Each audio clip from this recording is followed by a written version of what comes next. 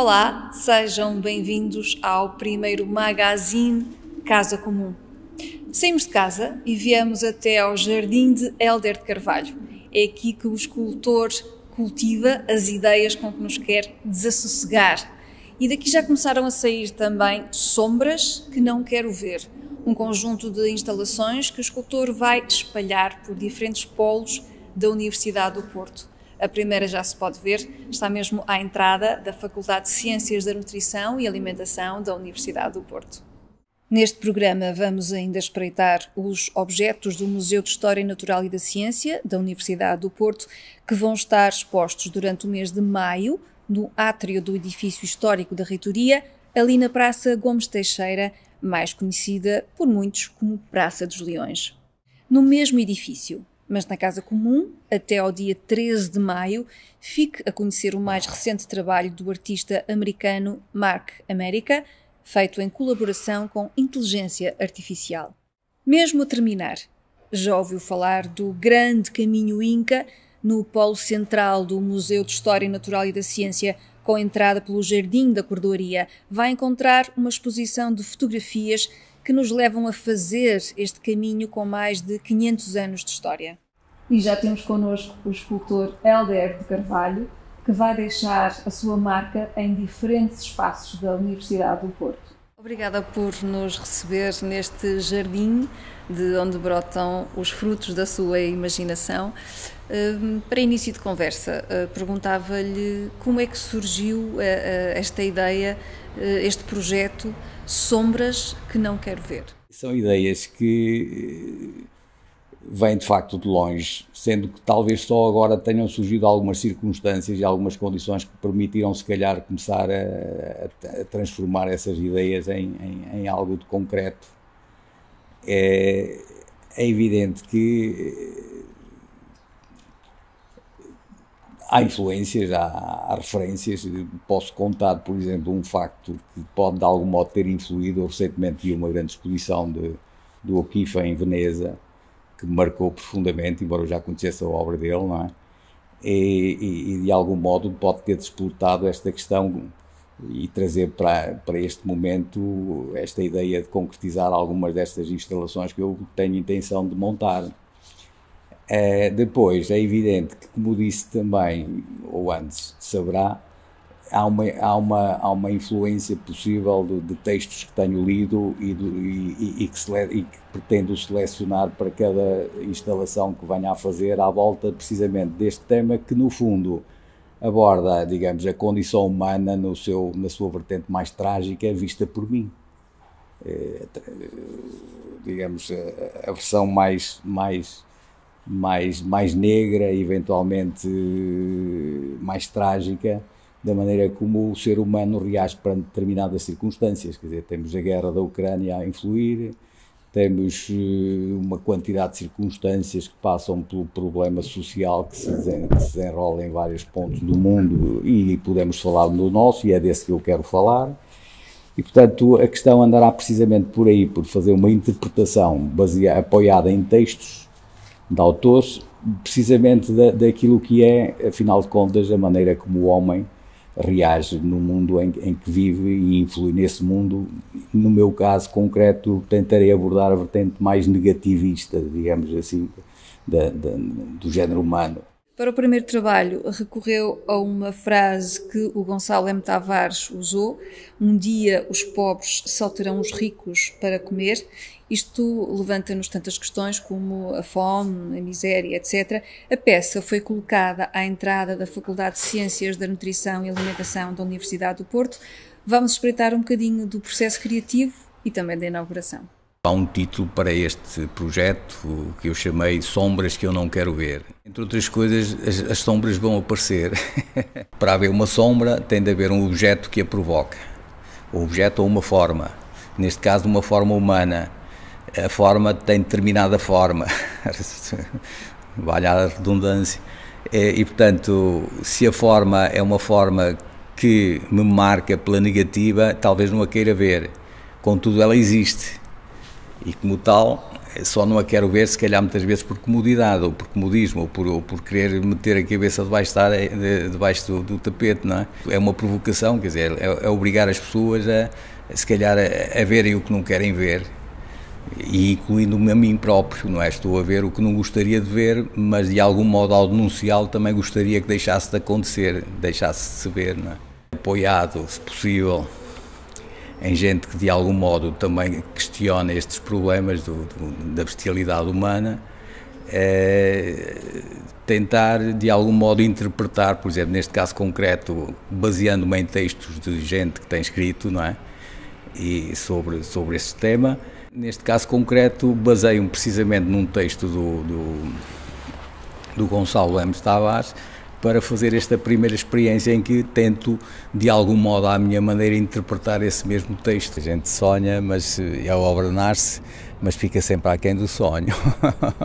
A intenção era, de facto, denunciar até onde puder e, como souber, toda esta discrepância e toda este desequilíbrio e toda esta irracionalidade humana que conduz a que uma grande percentagem da população mundial não se consiga alimentar e morra também de miséria e de fome. Esta obra é uma obra que tem muito a ver não só com o trabalho dos nutricionistas, que trabalham a questões das carências nutricionais e, portanto, insere-se plenamente naquilo que é a nossa matriz de trabalho, mas mais do que tudo insere-se também muito dentro daquilo que é a filosofia da Escola de Nutrição do Porto, que desde a sua criação tentou aliar as questões biológicas da alimentação com as questões sociais. E isso, de alguma forma, sublinha aquilo que é a nossa identidade. A pergunta que nos é colocada aqui é: o que é que nós podemos fazer para resolver o problema de todas estas desigualdades sociais? E esta é também uma missão da Universidade do Porto e uma missão, sobretudo da Unidade da Cultura, fazer-nos refletir sobre a forma como nós, enquanto comunidade, podemos contribuir para a resolução de todos estes problemas. A Universidade do Porto está muito grata ao escultor Hélder de Carvalho por estas instalações, é um ciclo de instalações que hoje se inicia na Faculdade de Ciências da Nutrição e da Alimentação, mas que se irá alastrar com muitas outras perguntas, todas elas incómodas, mas é isso que a arte faz, a todas as outras faculdades da Universidade do Porto. O Hélder Carvalho é de Carraseda de Anciães, de onde é também proveniente o cúmplice da sua próxima obra, o escritor João Habitualmente. O João esteve aqui no seu ateliê, gostou particularmente de uma peça cuja fotografia ele escolheu para ser a capa do próximo livro. A próxima peça vai ficar precisamente na Faculdade de Psicologia e Ciências de Educação da Universidade do Porto. Quer falar-nos um bocadinho sobre o tema e o que é que serviu de inspiração para a próxima instalação? É um tema que fala precisamente da vivência, da vida de um sem-teto na cidade silenciosa, na cidade que afinal de contas terá escolhido para viver na rua, viver de algum modo na solidão da cidade e em toda a ambiência que ele interpreta, ou antes, neste caso é o João Manuel Fernandes que interpreta, de um sem-abrigo, de um indigente que vive na cidade. Portanto, de algum modo, espero eu, pela descrição que ele faz do poema, que eu posso ler alguns trechos do poema, de algum modo eu penso que tenho facilitado este projeto, na medida em que ele é suficientemente, digamos, marcante para eu me sentir sensibilizado, e espero que depois quem aprecie o trabalho consiga chegar precisamente, no fundo, àquilo que de algum modo o João habitualmente tenta fazer com que cheguemos. Portanto, digamos que aqui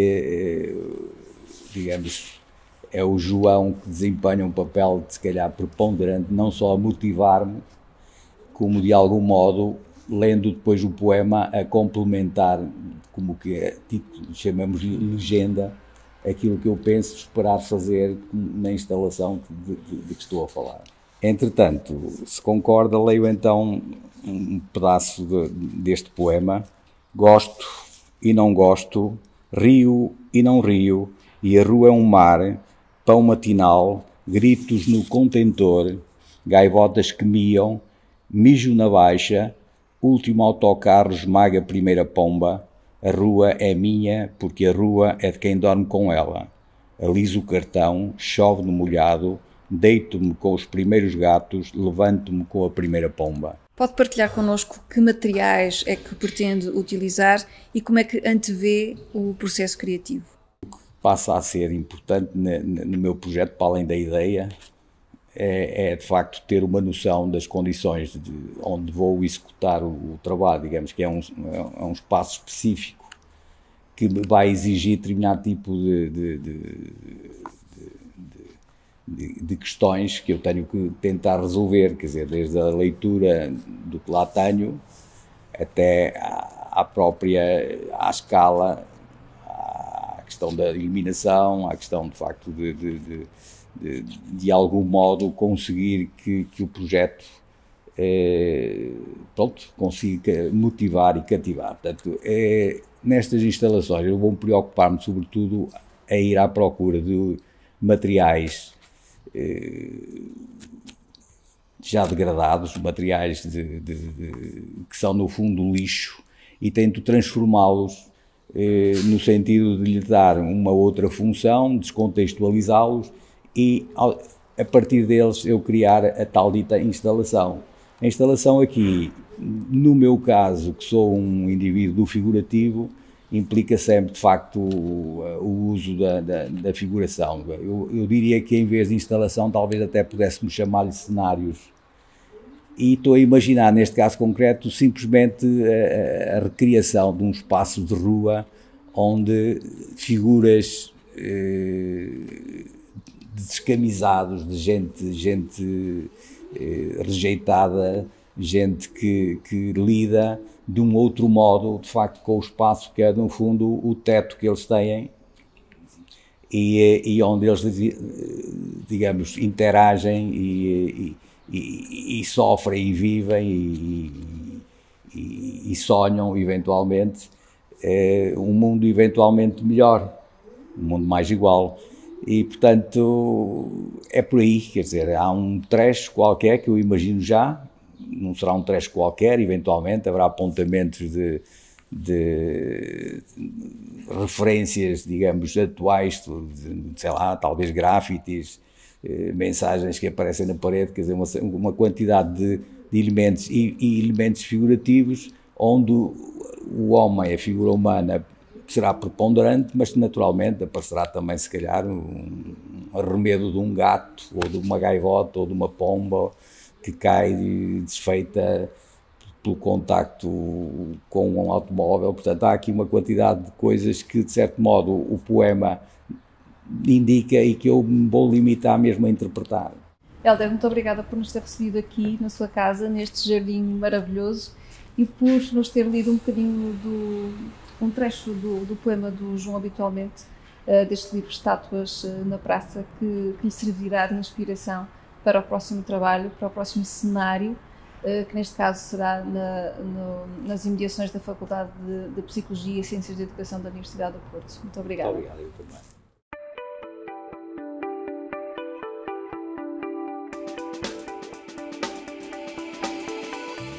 Altura agora para voltarmos à casa que todos temos em comum, para ficar a conhecer a exposição Realidades Abduzidas, do artista americano Mark America, patente até ao próximo dia 13 de maio de 2023.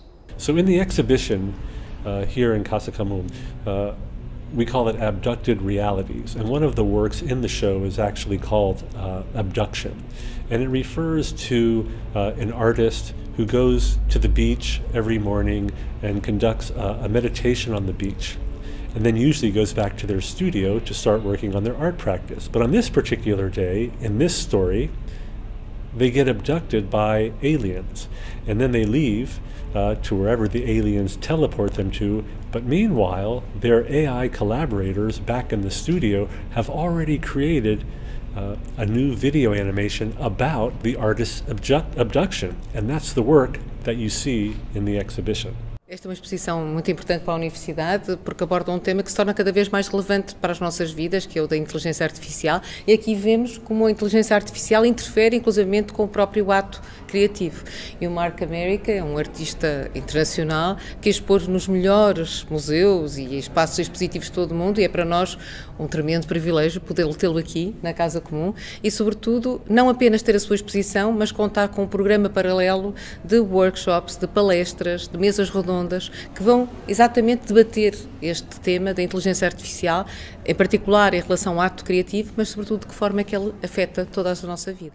E porque estamos no mês de maio, a biodiversidade e a polinização são os temas em destaque do Museu de História Natural e da Ciência da Universidade do Porto, para ver no átrio de entrada do edifício histórico da Reitoria da Universidade do Porto. Foi-nos proposto procurar exemplos ilustrativos da relação entre a flora e a fauna que ilustrassem relações de interação, de biodiversidade.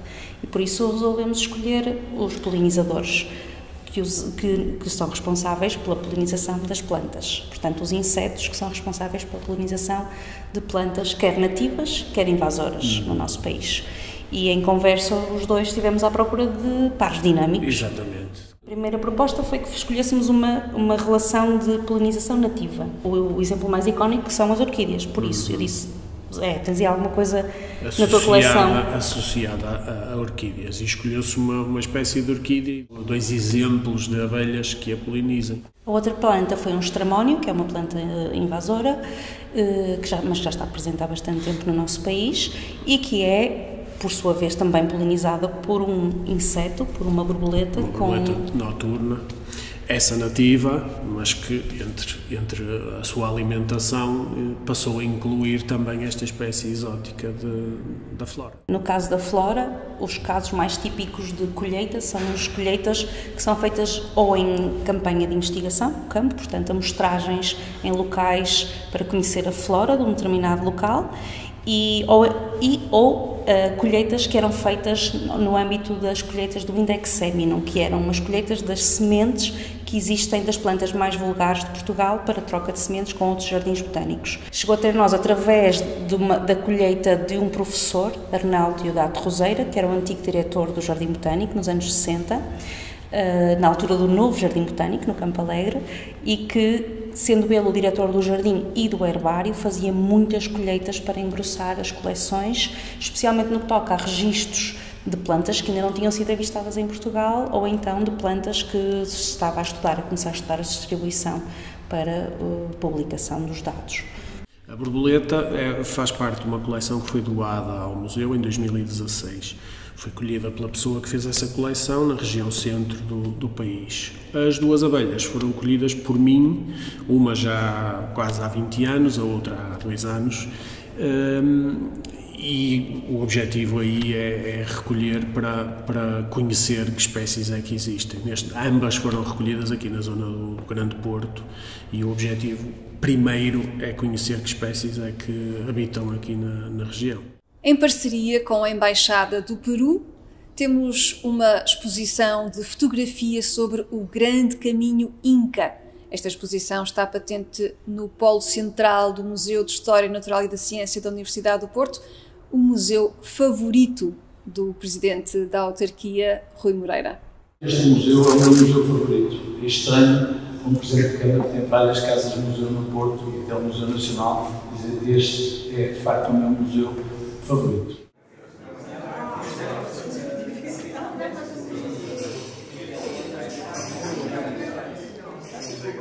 Ese camino tenía distintas finalidades. Era un camino que, por supuesto, lo que buscaba era unir a los pueblos, tenerlos en contacto, pero también habían fines comerciales, ¿no? Habían fines militares también.